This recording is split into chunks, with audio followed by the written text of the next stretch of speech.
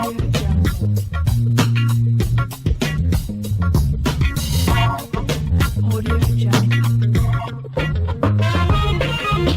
Redneck Preppy here, and today I'm going to answer a question that no one ever asks me.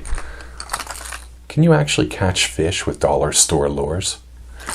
So I happened to be in the dollar store the other day, and I noticed that they actually had quite a selection of fishing lures, all for about $1.50 Canadian. They had different kinds. You could get jerk baits, lipless crankbaits, blade baits, top waters. And I decided to go for two lures that I do typically quite well this time of the year. A jerk bait and a topwater. So, can you actually catch fish with them? Well, wait. First, let's take a look at the lures.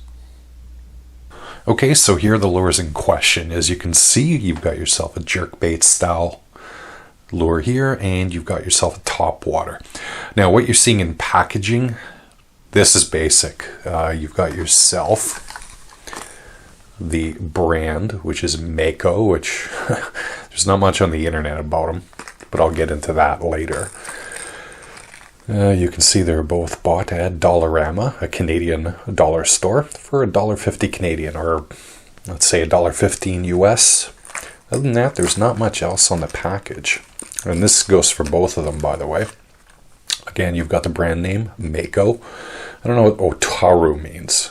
Can't seem to find too much into that. And you've got yourself the Dollarama address, if you really want to write them. There's no information on these lures whatsoever in regards to weight, length, dive depth, which for a topwater I suppose isn't necessary, but not much. So I actually did my own measurements. For the topwater lure, that one comes in at 1/3 ounce, or 9.2 grams for us Canadians, and the length is 3 inches or 7.6 centimeters. For the jerkbait lure, it is 4/5 of an ounce, or 22.65 grams, and the length is 5 3/4 inches, or 14.6 centimeters. As you can see, the color, you got yourself an orangey bottom on this one, and kind of like a aquamarine, I guess, on top. I'm not entirely sure what to call this pattern. Pink bottom, blue striped side, kind of an orangey yellow mouth, and a black top. Taking the lure out. In terms of quality, kind of hard to really judge. I mean, they both got a little bit of weight to them, but you can't really tell too much about them. The hooks, they're actually not that bad. I mean, they're not great hooks, but I mean, they're not made out of paper clips either. They don't really bend or anything, and they're reasonably sharp. Yeah. I mean, it's not sticky sharp, but they're reasonably sharp. Now, like I said, these were made by, or made in China for someone, and there is a name here, which I can't really tell what it says. It doesn't say Mako, it says something Pro. On this side, you can also see Pro there as well. But I'm going to be honest with you. There's no other branding on this whatsoever, so I can't really tell you what the Pro represents, because there's nothing on the package about this being a Pro lure, shockingly, for $1.50. And there are no markings whatsoever on the topwater lure. Like I said, the hooks are the same for both lures. They're both, like I said, unremarkable, but not the worst hooks I've ever seen. Would you want to change them out? I don't know, for $1.50 lure, is it really worth it? Seems to be, I can't tell what the material is, whether it's plastic or whether it's actually wood. Seems to be wood, but I can't be certain. And I mean, the paint job, again, unremarkable, as you can see for yourself right now. I mean, it does the job, right? I don't think the fish really judge the super quality of a paint job. There you go. That's the look at the two lures that were the foundation of this experiment.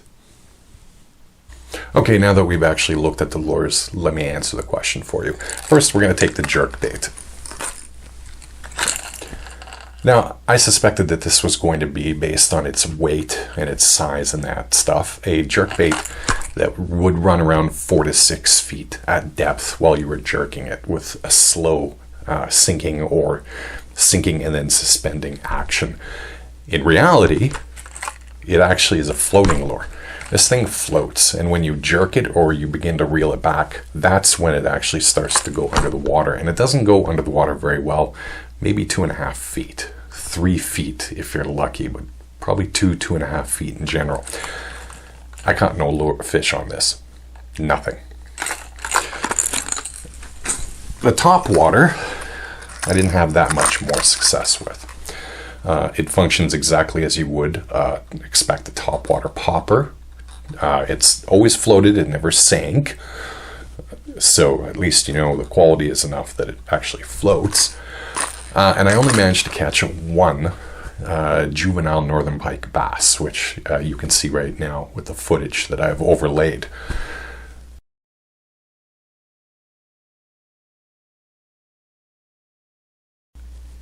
Now, the question that I have to ask is, did I give these lures a fair shot?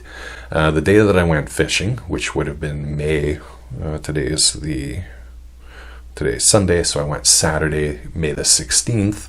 It was overcast, which sets up very nicely for both of those lure classes, but the water was a little bit choppy, so that kind of degrades the action of top water, and the water was very cold. I know because I was hip deep in it in hip waders, and it was very cold, so I suspect that the fish were very lethargic.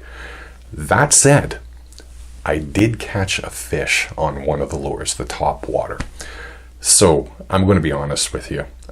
I think they can both catch fish. I'm going to take them out later, probably in a couple weeks, to see, give them a better shot once the water's warmed up a little bit and the fish are a little more active.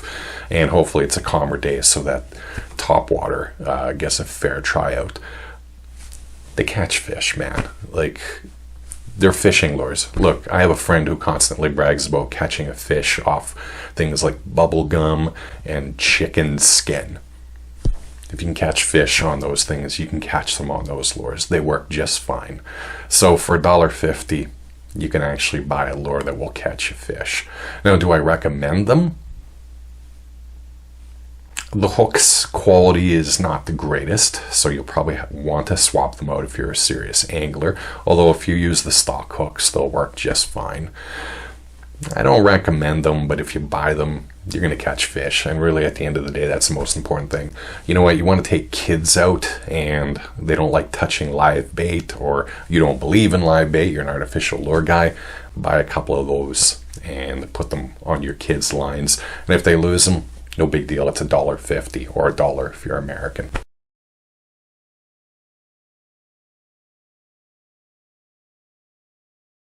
So, to answer the question, yes, you can catch fish on them.